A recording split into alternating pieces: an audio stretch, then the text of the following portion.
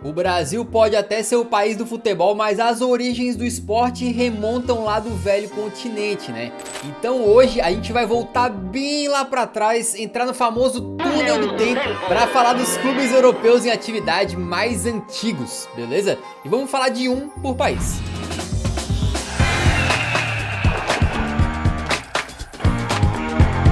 Vamos começar então pelo país que é considerado aí o berço desse esporte maravilhoso, né? A Inglaterra. O time mais antigo deles é o Sheffield FC. Não confundir com o Sheffield United e nem com aquele Sheffield Wednesday. É outro, tá? E nesse caso ele não é só o mais antigo da Inglaterra, mas também, supostamente, do mundo. E por que eu falo supostamente? Porque a gente teve nossos critérios pra montar essa lista, né?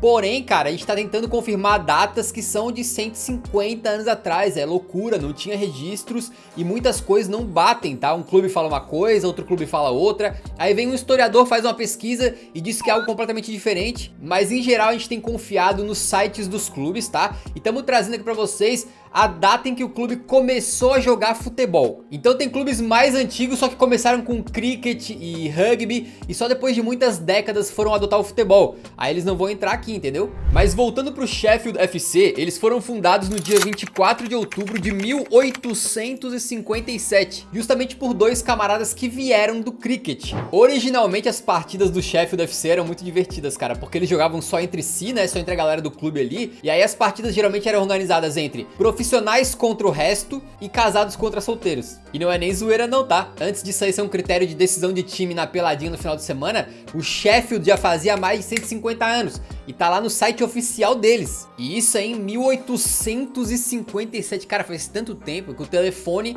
nem tinha sido inventado ainda, né? Foi antes da invenção do fonógrafo pelo Thomas Edison. Só que a gente falou que eles jogavam ali profissionais contra o resto, só que até esse termo profissional é meio contestável, porque na época não tinha ainda uma associação de futebol, não tinha a FA. Então o futebol acabava sendo praticado ali em universidades, escolas e tal, sem ter regras muito definidas. Meio que cada lugar fazia suas próprias regras, saca? Tanto era assim que os dois camaradas que fundaram o Sheffield FC em 58 escreveram o seu próprio livro de regras. E é curioso porque esse livro ficou chamado aí de Sheffield Rules, ou Regras do Sheffield, e é muita doideira porque elas mostram como o futebol ainda estava se separando do rugby. Se liga, uma das regras era que se um oponente jogasse a bola e você conseguisse pegar ela com as mãos no ar, era falta. Ah, beleza, mão na bola, né? Falta, normal. Não. Você ganhava uma falta a seu favor. A falta era uma recompensa por você ter conseguido interceptar a bola.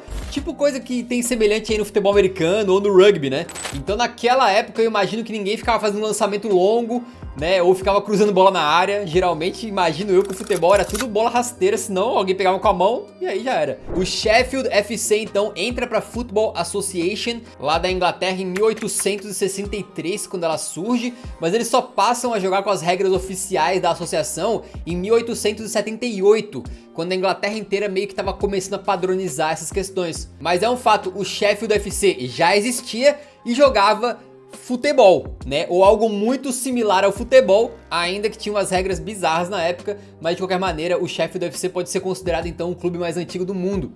Eles nunca conseguiram muito destaque nacional e venceram apenas ali torneios amadores em toda a sua história. Hoje eles disputam a Northern Premier League, um torneio semiprofissional onde jogam times amadores do norte inglês, mas com certeza eles entram para a história do esporte pelo pioneirismo, né? E logo de cara a gente vê como é uma bagunça procurar assim pelo clube mais antigo, né? Porque outros clubes se vangloriam de terem esse status. Por exemplo, o Crystal Palace se considera o clube mais antigo do mundo que ainda pratica futebol profissional, tendo sido fundado em 1861. O problema é que aparentemente esse era outro Crystal Palace, entendeu? E existem divergências seríssimas entre esse clube bem antigo e o Crystal Palace que existe hoje em dia, né? Tem historiador que diz que não é a mesma coisa. O que significa que se você procurar por conta própria, vai provavelmente encontrar outros nomes como sendo os mais antigos aí, porque provavelmente os critérios adotados foram outros, né, como foi o caso do Crystal Palace aqui, por exemplo. É um negócio confuso, mas não é à toa, né, tem que dar uma colher de chá, já se vão mais de 150 anos, cara. Eu mal tinha saído da faculdade naquela época.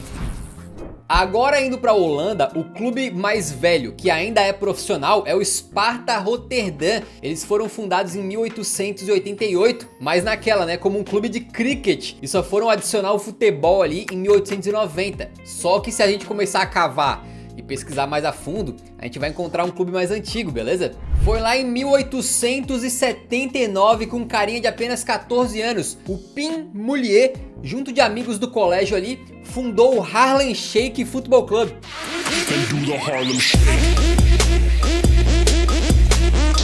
Não, é o Haarlemse Football Club, mais ou menos assim. Minha pronúncia de holandês não é a melhor, né? Mas pra simplificar, eles chamam de HFC. Mas pra dificultar ainda mais, o nome atual é esse aí: Koninklijke. Isso tudo lá em Haarlem, na Holanda. O engraçado é que quando eles fundaram o clube, como vários casos do futebol antigo, né, era pra ser um clube apenas de rugby. Eles foram migrar pro futebol depois e foram disputar a primeira partida oficial em 1886 contra o Amsterdamse Sport, quando perderam o jogo por 5-3. Mas cara, a parte mais maluca desse clube vem agora, é muito bom. Porque nessa época não tinham estádios, né? Então o estádio deles, digamos assim, era um gramado chamado de Kuhkamp, que era basicamente um espaço que tinha no meio de um monte de árvores, e que a tradução é literalmente campo de vacas. Porque sim, rolava alguns animais como cavalos e vacas pastando no local, enquanto a galera jogava ali, né? Então aquela frase, pô, de que eles jogavam contra fazendeiros, nunca foi tão real.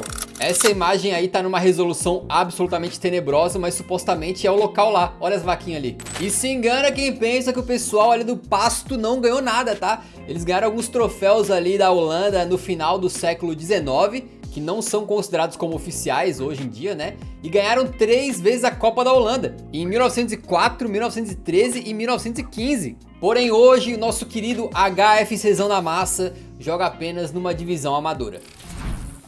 Chegamos na França e, cara, é um país bem difícil da gente cravar qual clube é o mais antigo, tá? A gente tem o Bordeaux, o Racing Club de France, o Standard, cada um com uma conjuntura histórica diferente ali, que deixa essa tarefa de escolher quem começou a jogar bola mais cedo bem difícil, né? Mas de acordo com a nossa pesquisa e os nossos critérios, o clube francês mais antigo é o Le Havre, que vem de uma comuna do mesmo nome. Segundo o próprio Le Havre e outras fontes também, eles foram fundados em 1872 por ingleses, mas assim como o Sheffield FC, eles meio que tinham suas próprias regras, tá? Eles jogavam 3 tipos de futebol diferentes, digamos. Um que era mais parecido com o nosso futebol normal, um que era mais parecido com o rugby e um que era meio que uma mescla dos dois. Eu imagino que tinha aquelas regras de poder pegar a bola com a mão e ganhar uma falta. Então futebol com as regras certas mesmo, eles começaram lá para 1894. Só que muitos dos nomes dessa lista aqui caíram no esquecimento, né? O Le Havre não. Eles são conhecidos por terem uma base muito forte e já revelaram caras como Mahrez, tiveram na sua base ainda jogadores como Payet e até o Pogba passando por lá, e já venceram uma versão antiga do francesão 2 vezes. Além disso, eles têm uma Copa da França no currículo de 1959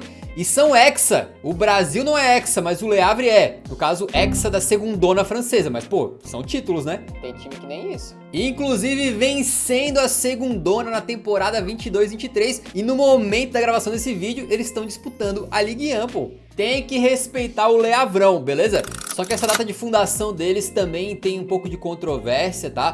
Tem outros clubes que se consideram os primeiros da França, né? Um deles, por exemplo, é o Standard Athletic Club, que foi fundado em 1890 já como clube de futebol. Só que hoje, aparentemente, eles não têm mais um time, né? Nem divisões amadoras, nem nada. Eles são só um clube social, saca? Assim, onde a comunidade pode ir ali, fazer, sei lá, natação, tênis, coisa do tipo. E além disso, antes da fundação desse Standard aí, o Le Havre já jogava futebol. Era com aquelas regras bizarras? Sim, mas já era uma espécie de futebol, né? E outra coisa que é muito bizarra é quando você assiste o vídeo e não deixa o like. Cara, porque o like é gratuito, te toma 2 segundos e você não tem ideia da ajuda que dá pro nosso trabalho. Então conta com o seu likezão ali pra ajudar a passar a palavra do Eurofute pra mais gente, beleza?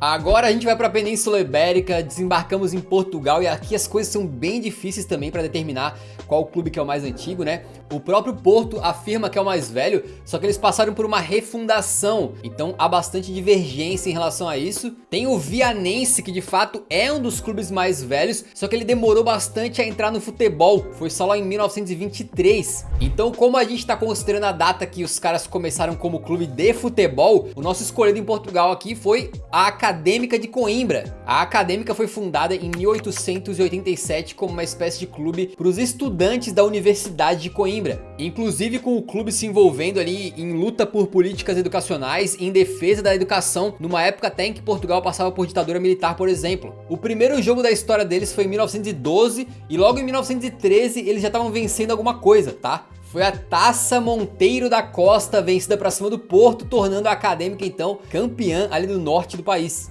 Mas se engana quem pensa que a Acadêmica é mais um desses times que sumiram com o tempo aí, tá? Nada disso. Beleza que hoje eles estão lá na terceirona, porém a Acadêmica é a primeira campeã da Taça de Portugal na história, lá na primeira edição em 1939. E mais recentemente, agora no futebol moderno, né, em 2012, eles foram mais uma vez campeões da Taça de Portugal, dessa vez batendo o Sporting na decisão e eliminando o Porto no caminho, tá?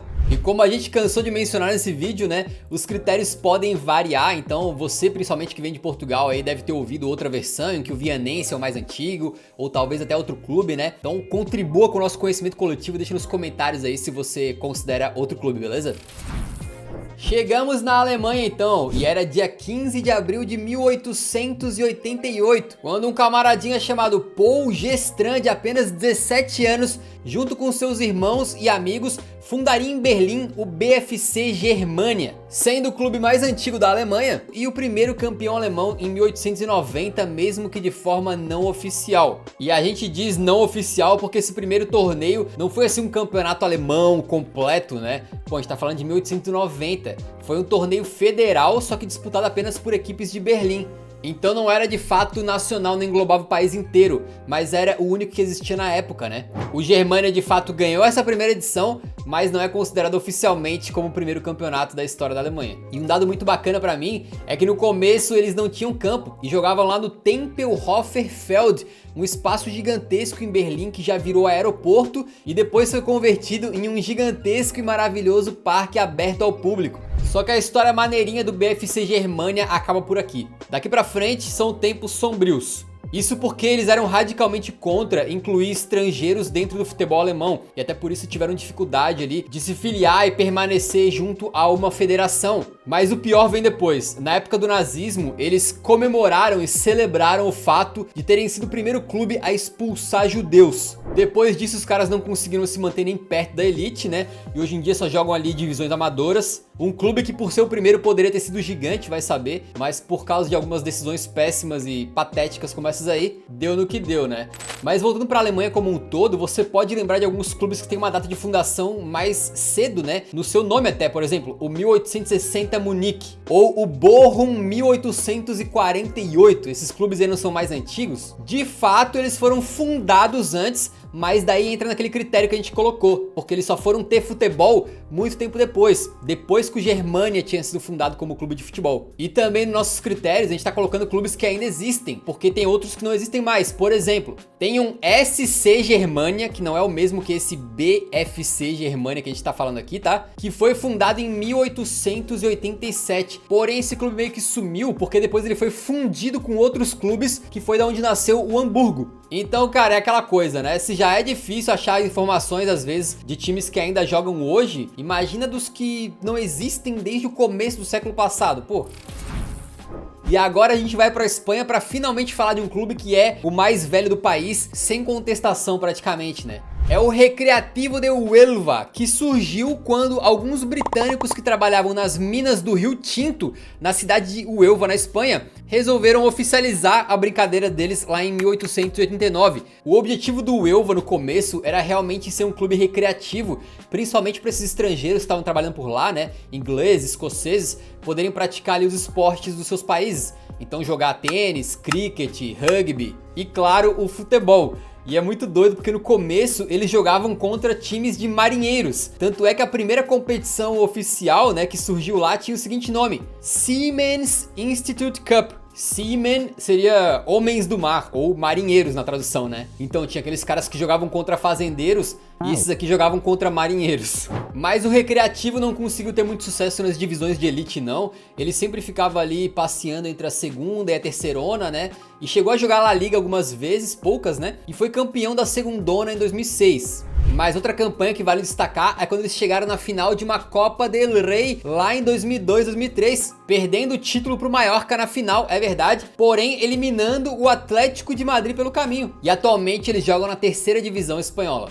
É engraçado que até quando a gente tenta fugir dos britânicos, né? Tipo, vamos falar de um clube fundado na Holanda, na Espanha e tal, eles estão sempre envolvidos de alguma maneira, né? Uma boa parcela dos times que a gente conhece hoje em dia, principalmente os mais antigos, tiveram influência muito forte dos britânicos ou foram fundados por britânicos. Os caras literalmente espalharam o futebol pelo mundo, fizeram o planeta inteiro conhecer o esporte. E aí vai lá, todos esses países ganham um monte de Copa do Mundo e eles só tem uma.